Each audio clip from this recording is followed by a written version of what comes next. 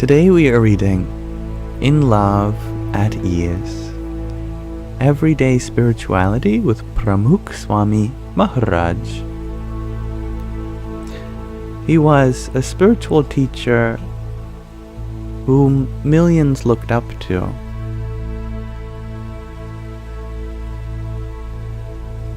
He has since passed away, but he left a great legacy in the hearts of so many, which we recount in these pages of the second part of the second chapter titled In Love. And he was truly an example, a leading role model of self-love, Atmanishta. So let's talk about that.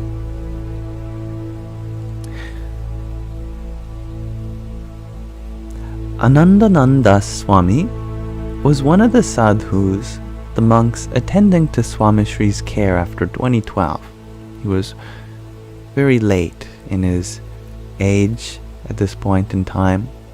He recalled when Swamishri was hurt at the age of 93. Swamishri would come out several times a day to give darshan, kind of viewing presents, to the devotees who had traveled from around the world to Surangpur. One morning, in 2013, Swamishri's wheelchair hit a bump in the ramp, and Swamishri tumbled out of the wheelchair. Thousands of devotees held their breaths as they saw their aged and weak guru fall to the floor in front of them.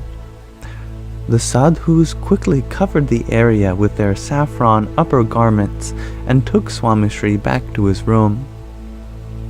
Yogi Trivedi Swami asked Swamishri where he felt pain. Swamishri meekly smiled and said, "I am not this body. I am the Atman, the true self, soul, or consciousness. I am not in pain." His nose, eyebrows, and hands were all scratched up. He was bleeding from a few spots as well. Yet he seemed indifferent to the fall and the pain. Several attendants were overcome with guilt and cried at having caused such a pain to their guru. Swamishri merely smiled at them and tried to divert their attention. Later that afternoon, Swamishri woke up and asked, "Shall we go for darshan? I want to see the murtis, the divine images, in the mandir, the house of worship, the temple, and the bhaktas, the devotees that have come from all over." The attendant sadhus reminded him of the fall. Swamishri seemed to have forgotten about it. "Is that what happened? I feel no pain. Let's go for darshan." He had clearly not forgotten the pain. The marks and bruises on his body were for all to see. He did not let that pain get in the way of his bhakti, his loving devotion. Swamishri never voiced his physical concerns. One evening, when Anandananda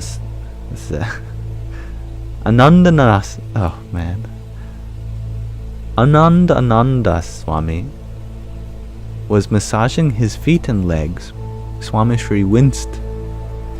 The attendant asked if that hurt him. Swamishri replied in a state of pride, "It cannot hurt me, only the body. I am the Atman." Hello, Stephen. Or, I totally misread your name, I'm sorry. Hello, Stanley. Personal attendants have noted hundreds of interactions in which Swamishri ignored the pain in his frozen shoulder and vision impairment due to cataracts, just because he did not want that to get in the way of loving the world around him through the scheduled spiritual tours, personal consultations, and house visits. Swamishri's Atmanishta was the source of his relentless love for the world around him. Along with his ability to tolerate and bear the pain of his body, Swamishri was equally steady in thought and emotion. Insult, hardships, and duress received from those closest to one can discourage even the strongest of men. From 1971 to 1983, in the first few years after his guru's passing, His Holiness faced several difficulties from elements in the extended community. Certain religious communities had divisive elements who tried to turn devotees against their gurus. They had hoped to overthrow and perhaps even get rid of the new, quiet guru. Swamishri maintained his spirituality and steadfastness, which eventually led him to win the hearts of many who had opposed him, and of the society at large outside of the Hindu and Swaminarayan communities. Swamishri embodied the Srimad Bhagavad Gita's lessons of Sthita Prajna in the most trying of circumstances. Mataji, can you remind everyone what Sthita Prajna in the Bhagavad Gita is, including myself? I forget the meaning of this Sanskrit term. Namaste, dear Yam. Sthita Prajna refers to a person of steady wisdom and equanimity, as described in the Bhagavad Gita. Krishna says, one who is unmoved by sorrow and untouched by joy, who is free from attachment, fear, and anger. Think of it as spiritual Teflon. Nothing sticks. Spiritual Teflon. Okay. His smile and silence were indicators of his mental and emotional stability. That makes sense. Pramukh Swami and party, please stay on the plane. You will not be allowed to deboard this plane in Nairobi. You will return to Mumbai on this plane in a few hours. The voice of the Kenyan immigration officer was still ringing in the sadhus and bhaktas' ears, the monks' and devotees' ears. Swamishri was slowly turning his mala, his prayer beads, one bead at a time, while gently whispering, Swaminarayan, Swaminarayan, Swaminarayan. There had been a misunderstanding incited by a few individuals within the extended community in East Africa. Swamishri was as calm as the depths of the ocean and as light as a feather. Those around him were worried. Many of them openly asked how they would show their faces upon returning to Mumbai in a few hours after being sent off with such fanfare and pomp. It was Pramukh Swami Maharaj's first trip outside India since becoming the Guru in 1971. Bhakti Priyadas Swami, also known as Kothari Swami, was one of the senior sadhus traveling with Swamishri. He passed his Guru a diary and asked him to write something that would provide guidance. Swamishri wrote, Events in life happen with the wish of God and Guru. Therefore, stay smiling. Learn to live as they deem fit.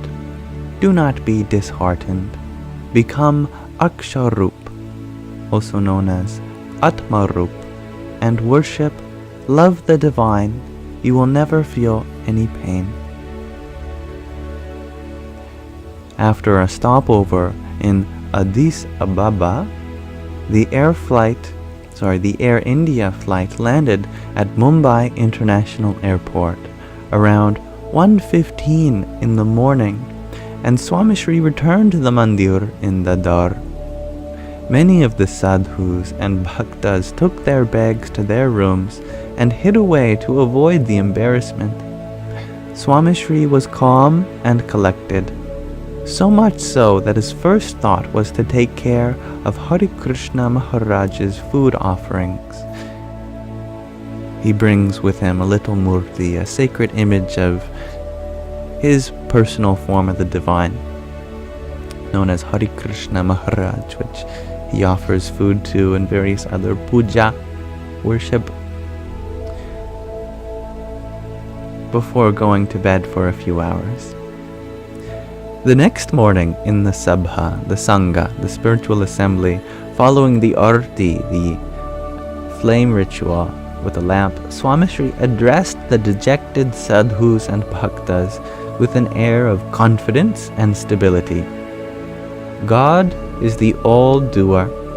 If you believe yourself to be Aksharup, there is no such thing as humiliation or insult.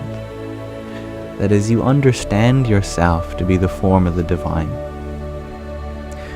We can experience it all as bliss. Swamishri spent the next few days laughing and joking around with the sadhus. No one remembered what happened during those 15 hours to Nairobi and back.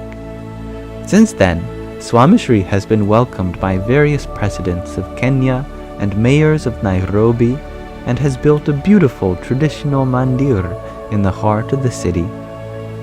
Atmanishta kept him steady and gave him courage to progress onward.